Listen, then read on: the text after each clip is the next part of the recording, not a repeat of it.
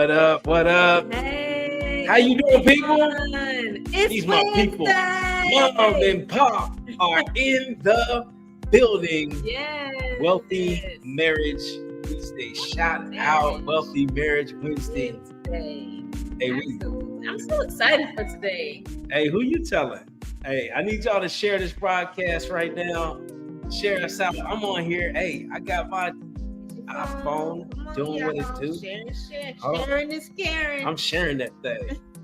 Yeah, with this 2020. Joyce say I ain't got 2020 vision. Everybody knows that I do. Because he be like this.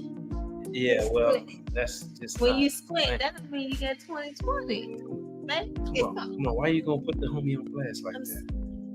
Come on. Let me live. Hey, share this out. Share it with your friends. Share it with a coworker. Share it with somebody you like. We got an amazing topic today. I mean, the topic is absolutely amazing. I'm gonna put it up on the screen. Yeah, I said it. Ooh, dun, dun, dun, dun. That's good, y'all. Dun, dun, dun, dun. Yep. Come on. Yeah, come on in. Yes. We're gonna get to it. About to get at it. Hopefully everybody's having a good day today. Yeah. Hopefully you get your boo-boo. It's been a good day. It has been a great day.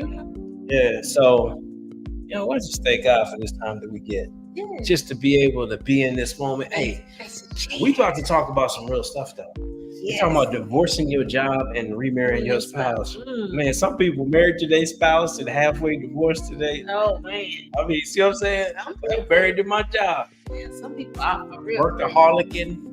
Some of you over here workaholicing. I know we probably got some workaholics. Yeah, we got all of that. Yeah, but not today. We're about to get into this topic. And it's because, over and over again, people asking us these questions. They're like, well, how do I know when it's time to quit? How do I know when it's time to take a back seat? How do I know when it's time to go full time in entrepreneurship, these different things? What do I do? So we're going to go into two parts where we're going to talk about that whole decision-making process. Yeah, because it is a process. It is definitely a process. Yeah, so this week I got some good news for you all. We have been, as a family, with all my cousins and my aunts and uncles, we have been learning financial literacy as a family for the last 2 years. We've been studying it together. We've been learning together. And I got some really, really good news is that on this last Monday, we bought our first property together. Oh! Monday was a great day. Yeah, great day. Closed. So we got our first property. It's in New Jersey. So shout out to the Wright Family, Wright Living LLC. Yes. Those are our peoples. So I'm excited about that. So hopefully this financial journey that we're going on, it's going to impact not just you, it's going to infect and impact everything around you. Yes. So that's why it's so important to do it as a couple, is so that our families can be strong, and that as we are sharing with our families, that many people will be able to grow financially and have great family lives, based on what we're doing. We mom and pop. Yeah. So this question right here is a very significant question. Yeah. All right. Is divorce your job and remarry your spouse. It's not a statement. It's a statement. What does it mean to you, Joy? It means to stop putting your job before the people and the things that are most important to you. Okay, when does that ever happen to you? Has that ever happened to me? I don't think so. I don't know if I have ever just really been that married to my job. That's because you ain't been married to no job. I know how it feels like. I'm just serious. And so this ain't talking about the person that married to the job. She went in the door quitting. Some of y'all stepped into the door quitting. So some people, it's not hard to leave a job because you didn't never want to be there in the first place. And so this ain't necessarily talking to that person, maybe a little bit. Like some people, the only reason you want a job is because of what? You want some benefits. That's the number one thing, Joy. They're like, why are you still working there? They're like, my benefits. You can buy those outside. It's my insurance. I'm telling you, insurance is the only thing.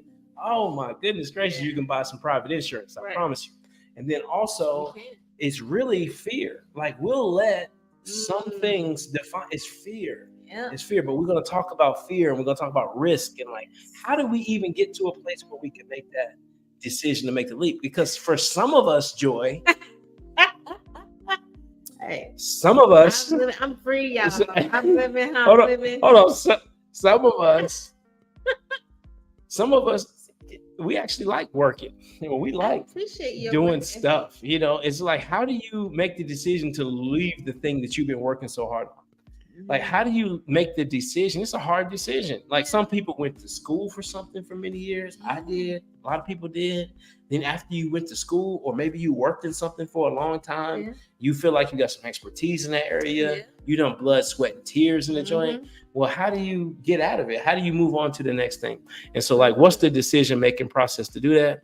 And that's really what we wanting to get into here today. Yeah. And so before we get into all the subject, make sure that you go to millionairemarriages.com. Yes. You want to pick up a couple of these books. It's a mom version. It's a pop version. That's not. Oh, that's not it. Hey, that's my other book. Shout out to DEI Conversation. Don't worry about that. These two books right here, Mom and Pop, Millionaire Marriages, Financial Freedom is Better Together. That's what we talk about on this channel, is how you can work together better as a couple and be able to grow your relationship and your finances. You go on this website, millionairemarriages.com, easy to jump in, and you can get yourself 2 books. We have an e-course available, and your relationship with your spouse is going to be on fire. Oh, yeah. And I guarantee you, after you read this book, you're going to the next level financially. So what does it feel like to quit your job? It feels like you're about to jump off a cliff. Like, real talk, it feels like an impossible leap off a cliff. That's what it feels like. Yeah. Like, I'm gonna tell you, even though the impossible is on 2 different lines on this PowerPoint, it doesn't matter. That's what it feels like. The L and the E. Because the L and the E the L and the E already took the jump off the side. But it feels impossible. Yeah. And a lot of times, we look at quitting something as if we're leaving something behind. It's almost like an emotional fear loss. Yeah. And so, what is it about working that we are so tied to that makes us not want to take the step away into investing and the step away into opening a business together? You have to think about it. Like, our culture has taught us, I should say, is that you're supposed to work. You work for this certain amount of time, and then you retire. Yeah. And sometimes you get so caught up and so into the ways of your job or the company that you're working for, because you establish relationships, and then I've done that. I've established relationships, really like where I worked. Yeah. But being able to just cut those ties, the thought of being able to cut those ties, lose those benefits and things like that can be stressful. It can be fearful. It can be. Yeah, fear does some amazing things to us. And whenever we're talking about fear, there's a risk and a reward. Yeah. And so risk and reward are the 2 different pieces. But the first thing that we're going to need to do is we're going to have to acknowledge that there's a real true thing, is that quitting is scary. Like, for our brain, it's going to literally, just like we just showed that cliff, it's like standing on the edge of a cliff. And it's a real thing. So the first thing we got to do is acknowledge that we actually afraid. Yeah. Because we make up a ton of excuses and lies about all the reasons why we don't do something, but really we just scared to fail. Yeah. Or sometimes not only are we scared to fail, we're scared of success. We're scared that we're going to go and do something that's so much different than what everybody else is doing, that we're going to be successful. We're going to be ourselves. Yeah. Like, it's survival's remorse is a serious thing. Is that everybody came up together, but now I'm all alone over here doing. Yeah. And that can be, because if you're doing this thing and you're going to the next level, but everybody you grew up with, everybody you're close to is still lower, then that's a degrees of separation there. And so how can you relate? And so having that gap can cause some fear and some anxiety of, do I really want to take that leap? Yeah. So the first thing is we got to acknowledge, just acknowledge the truth is that I'm afraid. Yeah. So step number 1, acknowledging that I'm afraid. Number 2 is that there is no risk-free quit. There's not possible to quit something and leave something without risk.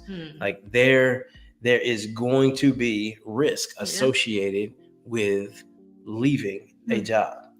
And it's because whenever you leave a job, there's you might not actually make any money. Yeah. And so like, what happens when you don't make any money? Like what happens when business doesn't go the way you thought it was going to go? And so your job then is to think about all the worst case scenario. Like what's all the bad stuff that could possibly happen if you left your job? Yeah. Yeah. That's a look, I'm sitting here thinking about that. I'm like, man, there's a whole lot that could happen. Somebody could get sick. Like you don't have those benefits anymore. So it's like, well, what if somebody gets sick and then you're not able to do that thing? So that causes a stress in your life and your family. So risk versus reward. So we think about risk versus reward. Yes, there's a ton of risks. So I identified as a bunch of risks, but guess what? The reward is much sweeter. If you ever gonna really achieve something, you're gonna have to take some risk. Yeah. You're gonna have to jump. You're gonna have to do something. If you want to achieve a result that most people will never achieve, you're gonna have to do something that most people have never done. The number one reason why people are not successful at things is because they never even attempted. It's like you never even gave it a shot. You never even did it. Like how many times are we going to look back at the person who we were last year and say, how much different would your life, if you watch it as a couple, how much different would our life have been if a year ago we started one different thing? What would it be? Like how many times are you going to look back and say, if I'd have started this last year, if I'd have done this last year, if I'd have invested in this real estate last year, if I'd have took this course last year, if I'd have just went ahead and just started this side hustle last year. But don't let last year and the thought, well, if I, don't let this be another if I moment. That's right. Don't. The first thing is being able to divorce if I. Yeah. You got to divorce if I. Yes. You got to divorce it and marry a yes. Yeah. You want to marry your spouse, remarry your spouse? Yes. Marry a yes. For real. It's like we sitting over here over and over again. And, you know, we get a chance to look at ourselves in a deeper way whenever we're talking to different couples. Yeah. And the big thing that we keep seeing is that in us is that we just scaried in a mug. And we was raised scared in a mug in many different ways. It was like, you know, have you a house note, have you a car note, pay that mug on time. And as long as you could do that, you good. Anything else, you might end up homeless. You might end up homeless on the street. You might end up, you know. It was like the worst case scenario. Everything was worst case scenario. You don't want this to happen. So you got to do this. You got to do this. You don't want to, you know, you know what? No. Oh, shout out to the real estate coaching. Yeah. Coaching, real estate coaching for married couples. Coach John and Coach Joy, hit us up. This is the cell phone number, 502-632-3005. That was abrupt, wasn't it? Yeah, what? I don't know who put these slides together. I don't know. It must have been somebody named John. I'm telling you, that seems like something to think with. He's a good dude. All right. So then, you know, on top of that, yes, there's multiple tools. I'm going to take you to this tool right here, tool number 4. All right. So realistically, the worst case scenario is far less scary than you think. All right. So we need to accept the realistic worst case scenario. Okay. We keep coming up with these scenarios that are just so egregious. We watch too many movies. You ever seen the movie Trading Places? I think so. Yeah. All right. So Trading Places, I just saw how old I am. That's Eddie Murphy. You ain't never seen that with Eddie Murphy? I think so, but I can't really remember. Okay. All right. Well, we ain't going to go to Trading Places. Yeah, right? Okay. So ultimately, you got somebody who gets the opportunity to live the life of their dreams and do all these different things, but then they end up on the street, and there's somebody who was living on the street ends up living the life of their dreams, and they go back and forth. Okay. And you just got to ask yourself like this right here. What's that? What's the worst thing that can happen? Seriously. And sometimes when we look at the real worst case scenario, the worst case scenario is actually where we're actually living right there. Like in that moment, some of us are currently living in our worst case scenario. And we said, I don't want to follow my purpose. I don't want to follow my dreams. I know I've always had a desire to write books, and I've always had a desire to open a restaurant, and I've always had a desire to own a bunch of real estate, and I've always had a desire to travel and do different things. I really wanted to be a consultant and do this on my own. I mean, you got people who have all kind of gifts and talents, but for whatever reason, and the worst case scenario is you got to go back to a job. Yeah, there's more jobs than people. But do you It's taking jobs everywhere. Joy, hold on real quick. Hold on. Okay. You can't help but to get like, look, every time I look up, it's more jobs. It's help wanted signs everywhere. You can always get a job. Yeah. You can get a job anywhere. Yeah. So sometimes we end this, the worst case scenario is you're gonna have to get a job. You already got a job. So what's if that's the word, so we're living in, and I think about that for myself. Yeah. I had to come to that realization before I left a corporate job. I was like, hold on, I can always get another job. Yeah. Always. There's going to be no time when you can't get another job. Right. So then you look and you say, well, then if the worst case scenario is I'm back where I am right now working this job, then I'm currently living inside of my worst case scenario. That's a good point. No, for real. No, but we don't think about it like that because fear makes us feel like the opportunity ahead is less than what it is. Okay. Yeah. I forgot what I was gonna say now. Did you? I really did. I forgot. I shouldn't have cut you off. It's all good. I'm sorry about that. But that was a very good point you made. Though. But you was gonna make a better point. I don't know. I can't remember. Let's continue. Oh, you still look cute. All right, so let's go to the next point. All right, so number 5. All right, so it's follow the fear. Fear is a sign that something good is going to happen. If you ever feeling afraid, that is how you know it's time to consider quitting that job. Okay. It's literally time to consider. Like if you feeling it, it's like, why are you feeling fear in the first place? Fear is that obviously there's a desire, there's a pull for something. You want to look into that fear. You want to check that fear and say, what's driving this? What's the motivation here?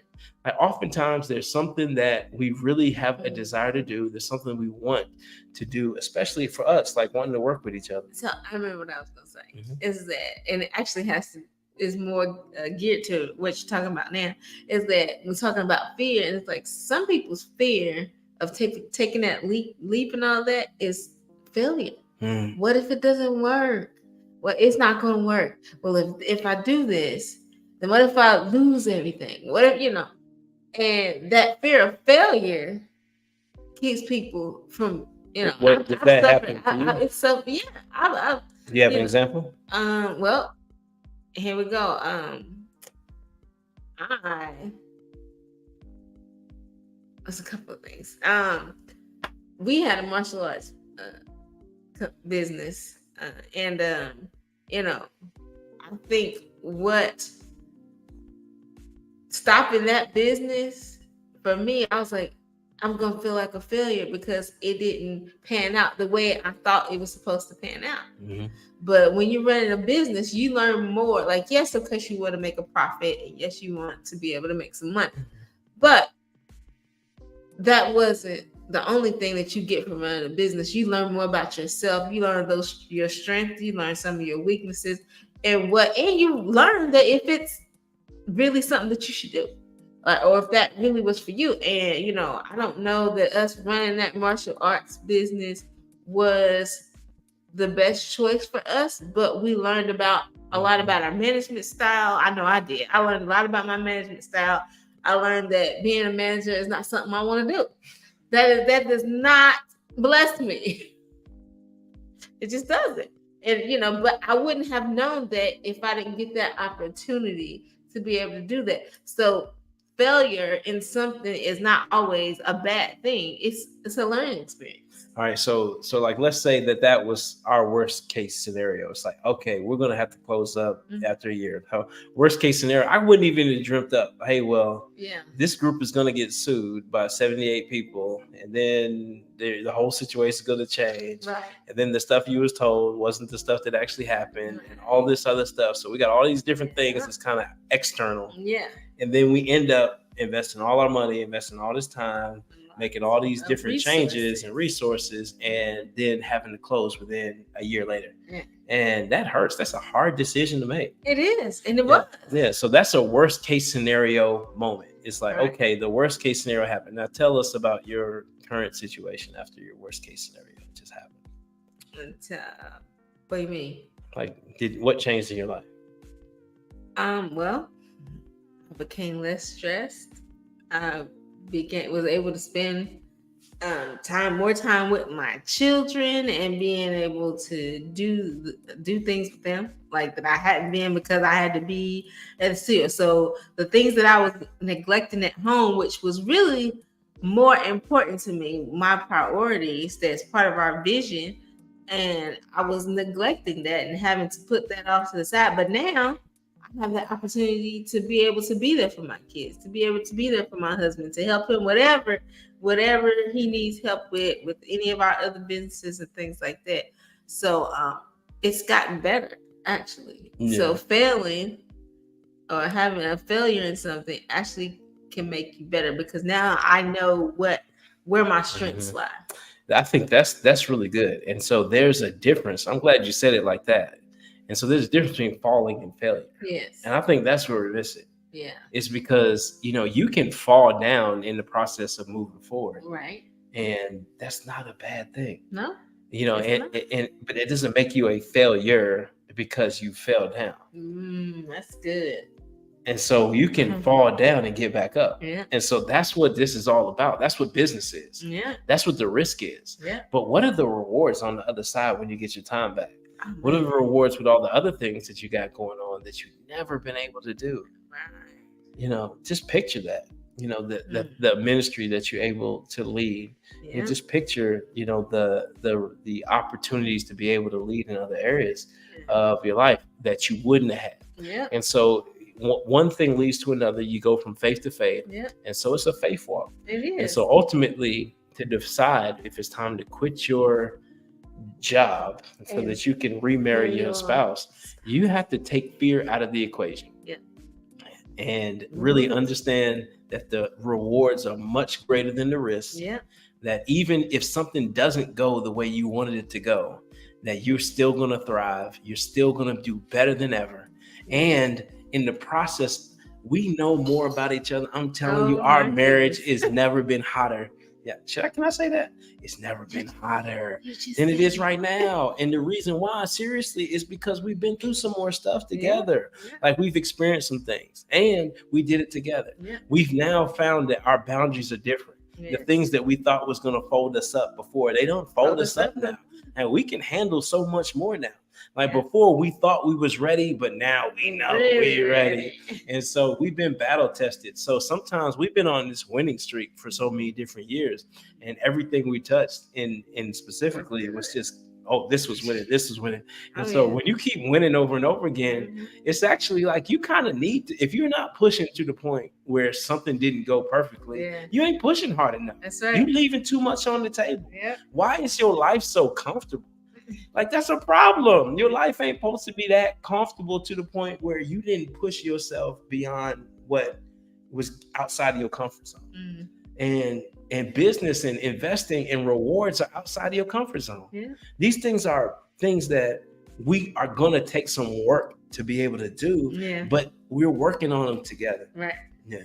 And so ultimately, get rid of the fear, do a risk and reward analysis, and just see where your heart is at. Do you care more? Are you more excited about the rewards and all the good things that's going to happen? Or are you more fearful about all the terrible worst case scenario? So currently, when we were imagining this business that Joy was just sharing with you, we're currently living in the worst case scenario of that particular business. But it also happens to be the best case scenario of our entire lives. Right. And there's never been a point that I would go back to. Oh my goodness. No. And so in the process of falling in that, we actually became successful in so many other areas. And so I'm thankful for that. Yeah. And I am still thankful to God for every opportunity that we get. So when you're making your choice, think about the worst case scenario, but say that worst case scenario, even if it does happen, it don't define me. So now if worst case scenario is out the window, Yeah. what's preventing you from quitting your job to remarry your spouse? Because it's time for us to get together, Yeah. love each other, Oh yeah. work together, Mm-hmm. and be better That's together. Yeah.